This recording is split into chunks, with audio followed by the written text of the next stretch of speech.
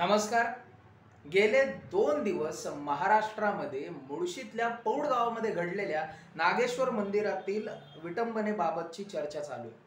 ते नेमका मंदिरामध्ये नेमका काय प्रकार घडला आणि त्याच्यावरून आता हिंदू मुस्लिम सगळं का चालू आहे त्याच्यावरती आपण आज बोलणार आहोत. तर घटनेची सुरुवात झाली 2 मे या दिवशी.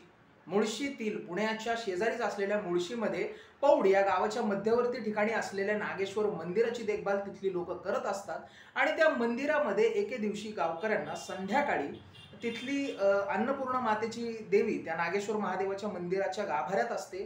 ती तिच्या देवळीतून कुठेतरी दुसरीकडे आढळली आणि तेव्हा जेव्हा त्यांनी सीसीटीव्ही फुटेज वगैरे चेक केलं तेव्हा त्यांना कळालं की एका युवकाने तिथे येऊन त्या मूर्तीची विटंबना केलेली आहे. त्याच्या डिटेल्समध्ये मी जात नाही कारण बऱ्याच द्वेषपूर्ण आणि घाणेरड्या अतिशय किळसवाण्या गोष्टी याच्यामध्ये आहेत.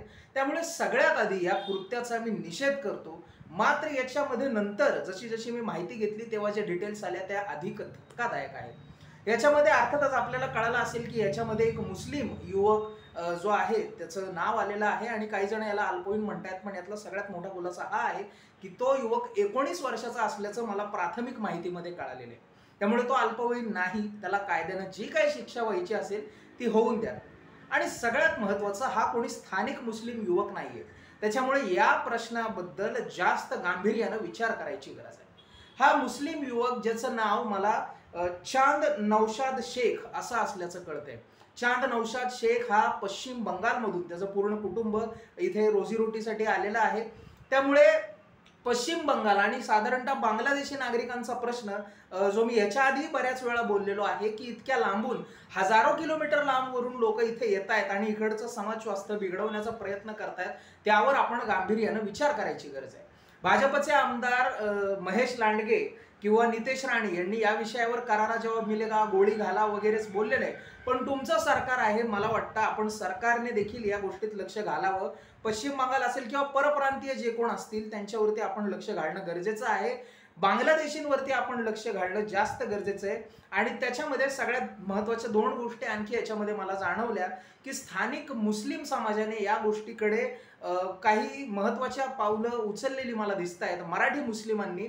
सगळ्यात महत्त्वाचं म्हणजे याविषयी मुळशी बंदचं आवाहन 5 मे रोजी केलंय, त्यामुळे मुळशी बंद केली जाते आणि त्याचे स्टेटस बऱ्याच मुस्लिमांनी टाकलेले आहेत.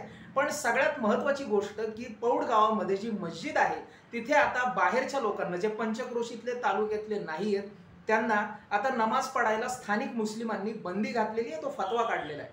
मला त्या फतव्याचं स्वागत करायचंय कारण बाहेरची लोक येत आहेत आणि महाराष्ट्रामध्ये हिंदू मुस्लिमांमध्ये तेढ निर्माण होईल असं जाणीवपूर्वक काही करतायत का, हा प्रश्न आता या ठिकाणी उभा राहतोय.